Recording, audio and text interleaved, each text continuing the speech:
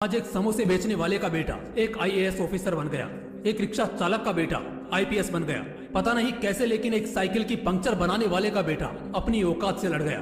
जब लोग आईएएस की गाड़ी को आता देखते हैं ना, तो देखते ही नर्वस होने लगते हैं। ये होता है एक आईएएस का पावर। पूरे जिले का मालिक होता है एक अकेला आईएएस। पूरे डिस्ट्रिक्ट को संभालता है एक अकेला आईएएस। आपके मन में भी कभी ना कभी तो ख्याल आया होगा एक आईएएस या आईपीएस ऑफिसर बनने का, फक्र और सुख सुविधाओं से जीने का।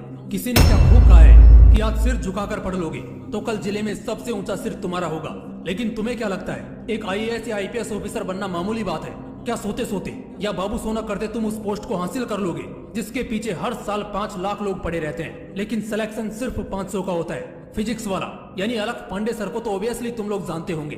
रिसेंटली मैंने उनका एक इंटरव्यू देखा संदीप माहेश्वरी जी के साथ, जिसमें एक लड़के ने उनसे सवाल किया कि सर वो क्या चीज थी जो आपको पढ़ने और मेहनत करने पर मजबूर करती थी, और आप पढ़ाई के लिए अपने समय को मैनेज कैसे करते थे। इस पर उन्होंने बहुत ही कमाल का जवाब दिया, जरा गौर से सुनना।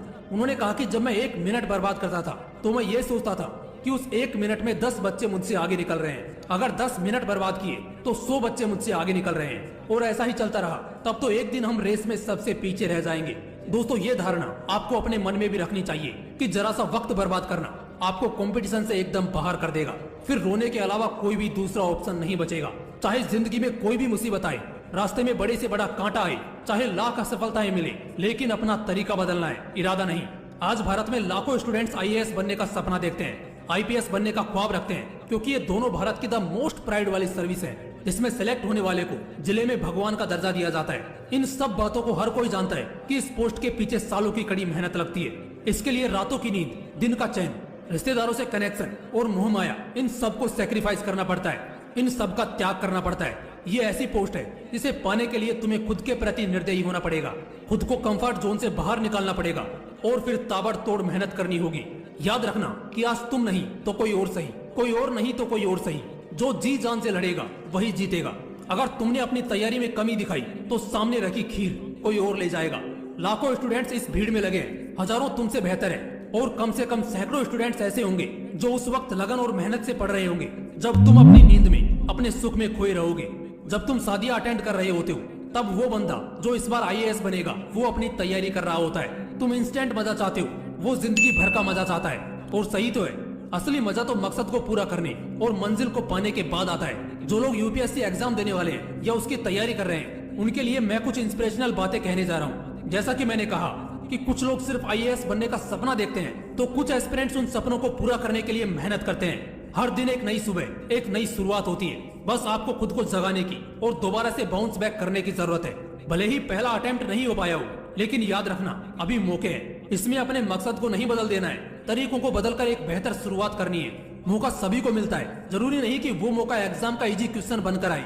मौके आपके हर दिन में, हर पल में, जिन्हें चाहो तो आप सोना बना लो या फिर सोने में गुजार दो। एक बहुत ज्यादा डराने वाला शब्द है इम्पॉसिबल, यानी कि नामुमकिन। बहुत से लोग इस शब्द को नेगेटिव विजन से देखते हैं, लेकिन ऐसा नहीं है। अगर तुम्हें कोई कह रहा है कि आईएएस या आईपीएस का एग्जाम क्रैक करना इम्पॉसिबल है, तो इसका ये मतलब नहीं कि वो नामुमकिन है, बल्कि इसका मतलब है कि उसे मुमकिन करने में हमें ज्यादा मेहनत करनी पड़ेगी। अगर रास्ते में असफलताओं से घिरे हो तो एक चीज याद रखना कि सक्सेस फेलियर के बाद का चैप्टर है। अगर फेलियर मिले तो सीख लो, और सक्सेस मिले तो थोड़ा अलर्ट हो जाओ, क्योंकि फेलियर आपको सिखाता है कि आप में कुछ कमी है, लेकिन सक्सेस आपके ईगो को बूस्ट करता है। डर नहीं लगता मुझे यूपीएससी का फासला देखकर, क्योंकि मुझे पता है जो आज मुझे धक्के मारते हैं वही कल मुझे सैल्यूट करेंगे। वो मंजिलें भी सिर झुका देंगी जब दमदार तेरी तैयारी होगी, मुट्ठी में होगा तेरे मुकद्दर, जब किताबों संग तेरी यारी होगी। तुम्हें एक दृढ़ संकल्प को लेकर आगे बढ़ना है और एक बेहतर तैयारी के साथ मैदान में उतरना है, चाहे यूपीएससी हो या दुनिया का कोई भी कंपटीशन हो। पहले खुद से जीतना सीखो, क्योंकि दिल के हारे हार है और दिल के जीते जीत। बहुत से लोग अंदर से ही हार जाते हैं और कभी हौसला और कॉन्फिडेंस दिखाई नहीं पाते। तुम यूपीएससी को क्रैक तब नहीं करते हो जब तुम्हारा एग्जाम अच्छा जाता है, बल्कि तब करते हो जब तुम उस एग्जाम के लिए ताबड़तोड़ मेहनत करते हो।